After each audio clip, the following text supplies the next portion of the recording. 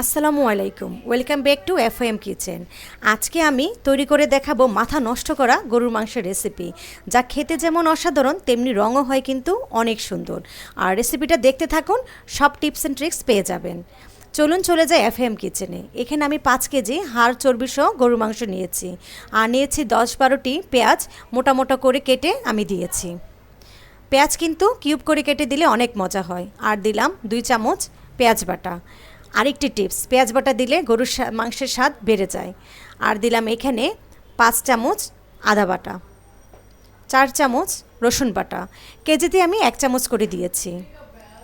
আর এখন দেখছি 1.5 চামচ জিরা বাটা। আপনারা চাইলে জিরা গুঁড়াও দিতে পারেন। এখানে আমি 4 ভাগের 1 ভাগ জায়ফল, 1 টুকরা জয়ত্রী, কিছু কিশমিশ, শাহজিরা এবং পোস্তদানা একসাথে বেটে দিয়েছি। আর দিলাম 2টি টমেটো ছোট ছোট করে কেটে।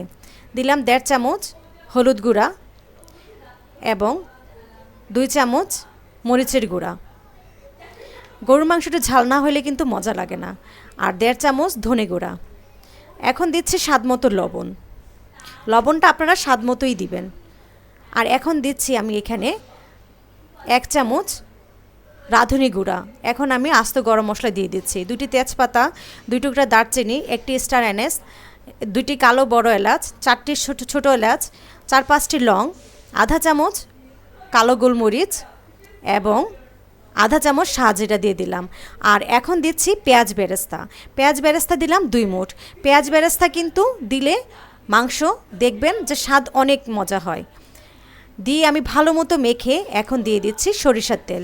আপনারা সয়াবিন তেল দিয়েও করতে পারেন, কিন্তু সরিষার তেল দিয়ে করলে মাংসের স্বাদটা বেড়ে যায়।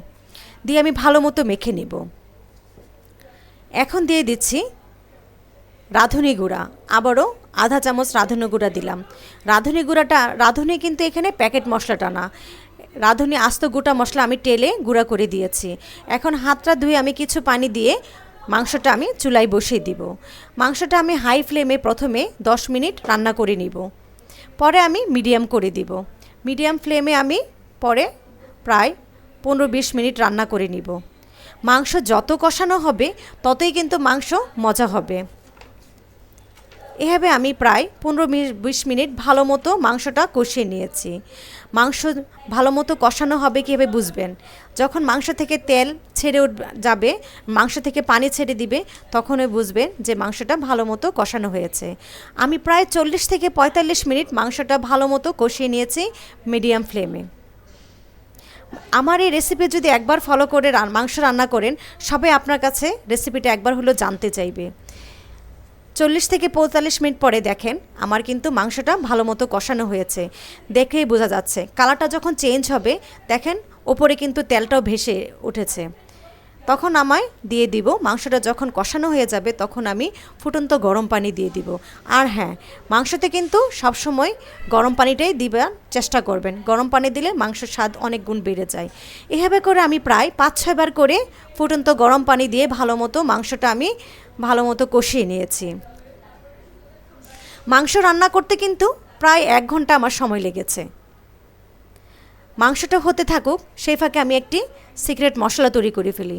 এখানে আমি 2 টেবিল চামচ টক দই দিয়েছি, আর প্রায় 4 মুঠ আমি পেঁয়াজ বেরেস্তা দিয়েছি। দিয়ে আমি ভালো মতো একটু ব্লেন্ড করে নিব।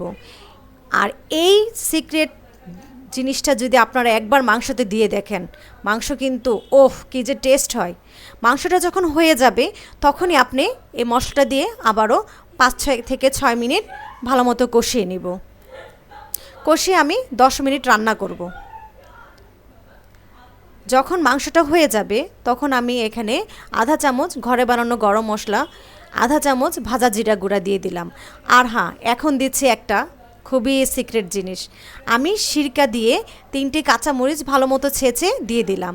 আর এখন দিচ্ছি কাসুরি মেথি। কাসুরি মেথি না থাকলে আপনারা স্কিপ করতে পারেন। সিরকাটা দিলে আপনারা একবার দিয়ে দেখেন মাংসটা যে কি মজা হয়। আমি মাংসটা যখন হয়ে গেল, আমি দমে রেখে দিয়েছিলাম 5 মিনিট। হয়ে যাওয়ার পরে আমি ধনেপাতা দিয়ে দিলাম। বাস হয়ে গেল আমার খুবই মজাদার বিফ। আপনারা এটা মাটন দিয়েও চেষ্টা করে দেখতে পারেন। আর হ্যাঁ, সো গাইস, আমার এই রেসিপিটা যদি পছন্দ হয়ে থাকে লাইক কমেন্ট সাবস্ক্রাইব করে আমার পাশেই থাকবেন আর সবার সাথে শেয়ার করে দিবেন প্লিজ। ভালো থাকবেন, সুস্থ থাকবেন। আসসালামু আলাইকুম।